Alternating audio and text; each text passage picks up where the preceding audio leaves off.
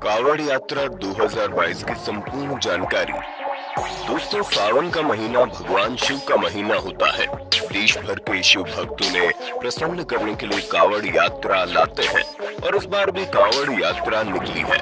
ऐसे में आज की इस वीडियो में हम आपको कावड़ यात्रा 2022 की संपूर्ण जानकारी देने वाले हैं, जिसमें हम आपको बताएंगे कावड़ यात्रा कब से शुरू होगी, कितनी तरह की कावड़ यात्रा होती है, कावड़ यात्रा क्यों लाई जाती है और सबसे अहम चीज कावड़ यात्रा का क्या महत्व होता है। और ये सब कुछ हम आपको एक छोटी सी कहानी के द्वारा समझाने की कोशिश करेंगे कि कावड़ हम क्यों लाते हैं, क्या उसका महत्व है, क्या उसका पौराणिक रहस्य है, आखिर में क्यों कावड़ शंकर भगवान के लिए अहम मानी जाती है और कावड़ यात्रा के दौरान आपका कितना खर्चा हो सकता है। बस वीडियो में हमारे साथ इसी तरह बने रहिए। दोस्तों, अगर हम कावड़ यात्रा 2022 के बारे में बात करें तो इस बार 14 जुलाई 2022 से सावन का महीना शुरू हो रहा है और जैसे ही सावन का महीना शुरू होता है कावड़ की यात्रा भी शुरू हो जाती है। ऐसे में साल के पूरे महीने तक कावड़ यात्रा चलती है, लेकिन शिवरात्रि तक सबसे ज्यादा कावड़िया हरिद्वार गंगा के पास पहुंचते हैं। महामारी के चलते पिछले 2 सालों में कावड़ की यात्रा ढंग से नहीं हो पाई, लेकिन इस साल पहले की तरह ही करोड़ों लोग कावड़ की यात्रा में शामिल होने के लिए निकल चुके हैं। ऐसे में सबसे पहले तो ये सवाल आता है कि कावड़ कितने प्रकार की होती है। तो दोस्तों, हरिद्वार से 4 प्रकार की कावड़ लोग लेकर आते हैं, जिसमें सबसे पहले सामान्य कावड़ होती है, जिसमें कावड़िया गंगा जल को एक डंडे के दोनों साइड से बांधकर अपने कंधों पर रखकर पैदल यात्रा करते हैं।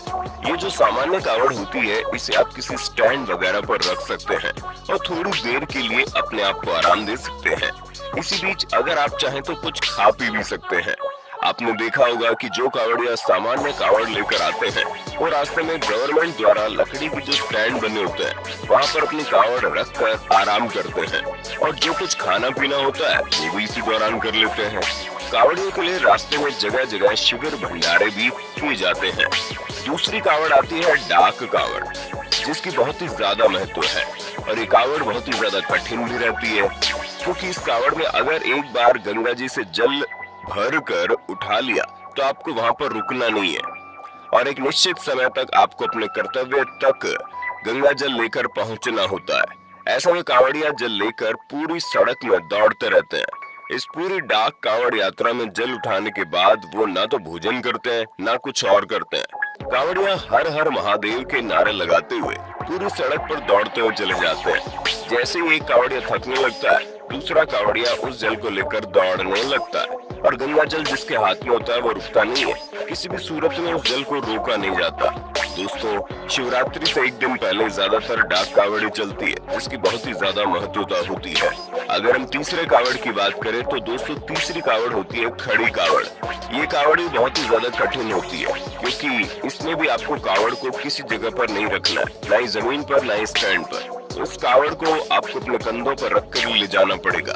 ऐसे में एक कावड़ को लाने के लिए 4 से 6 लोगों का एक ग्रुप होता है, जो खड़ी कावड़ को एक साथ मिलकर लाते हैं।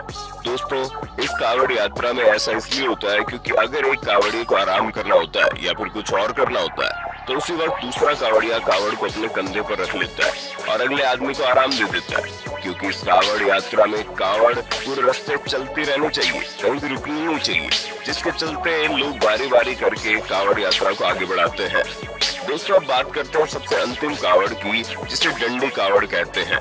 डंडी कावड़ बहुत ही कठिन, बहुत ही मुश्किलों से पूरी की जाती है, जिसे करना हर किसी के बस की बात नहीं है। लेकिन महादेव के भक्तों के लिए क्या चीज असंभव है, वो तो कई सारी मुश्किलें झेलने के बावजूद बहुत दूर दूर से डंडी कावड़ को लाते हैं। डंडी कावड़ में जमीन पर लेट लेट कर अपने कर्तव्यों तक पहुंचना होता है, जिसमें लगभग 30 से 40 दिनों का वक्त लगता है। जी हाँ, ये यात्रा काफी लंबी होती है, जिसमें कावड़ियों को कई सारी मुश्किलों का सामना करना पड़ता है, लेकिन फिर भी लोग बढ़ चढ़कर डंडी कावड़ की यात्रा को पूरा करते हैं। तो दोस्तों, अब तो आपको पता चल गया होगा कि कितने प्रकार की कावड़ चलती है और किस किस तरीके से कावड़िए गंगा जल लेकर जाते हैं। लेकिन सवाल फिर से वहीं पर अटक जाता है कि आखिर लोग इतनी ज्यादा मेहनत क्यों करते हैं। आखिर कावड़ का क्या महत्व होता है जिसके लिए लोग इतनी मुश्किलों से अपनी यात्रा पूरी करते हैं।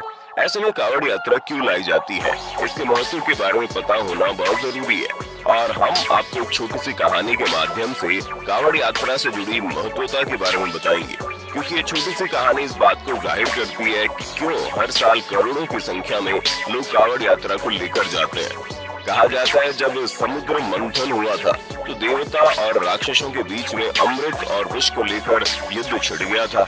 जब युद्ध बढ़ने लगा तो भगवान शिव ने उस युद्ध का समाधान निकाला और अमृत सभी देवताओं में बांट दिया और सृष्टि को बचाने के लिए समुद्र से निकला विष अकेले ही पी गए थे।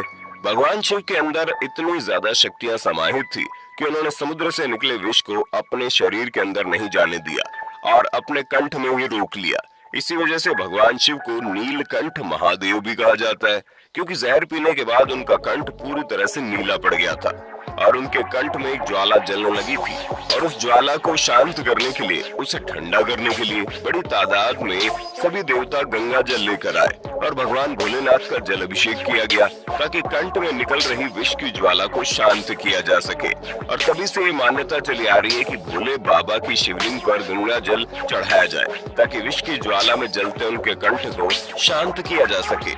ऐसे में कहा जाए तो कावड़ यात्रा देवताओं के समय से शुरू हो गई थी, जिसे अभी तक भोले बाबा के भक्त चलाते जा रहे हैं। ऐसे में अगर आप भी भोले बाबा के भक्त हैं तो आपको भी एक न एक बार कावड़ यात्रा जरूर करनी चाहिए।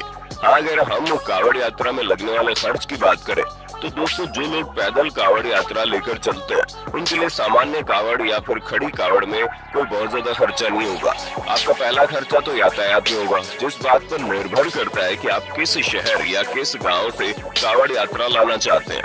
मान लीजिए आप हरिद्वार से कावड़ यात्रा लाना चाहते हैं तो आपके हरिद्वार बस मार्ग या रेल मार्ग या फिर अपनी गाड़ी से आना होगा।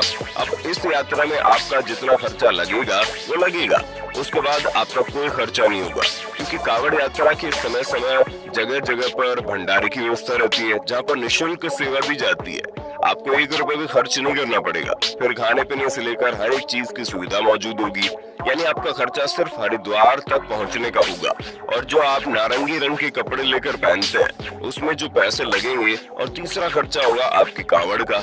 कई बार साधारण सी कावड़ लोग लाते हैं और कई बार उन्हें काफी डेकोरेट करके यानी कि सजाकर भी लाते हैं और उसमें जो खर्चा होगा वो आपकी यात्रा में शामिल होगा बस।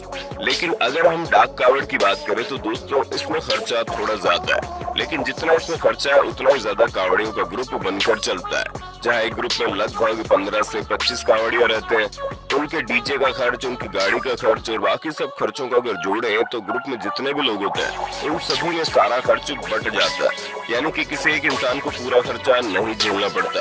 अनुमानित तौर पर बताया जाए तो डाक कावड़ में एक कावड़िया का खर्चा लगभग 3000 से 5000 के बीच होता है। अगर आप कावड़ यात्रा में शामिल होने जा रहे हैं तो क्या क्या सामान आपको लेकर जाना चाहिए, ये भी एक अहम सवाल बन जाता है। फिर चाहे आप सामान्य कावड़ में जल ला रहे हैं या फिर डाक कावड़ से जल ला रहे हो या बाइक से चलना है, ऐसे में अगर आप किसी भी तरह की कावड़ लाना चाहते हैं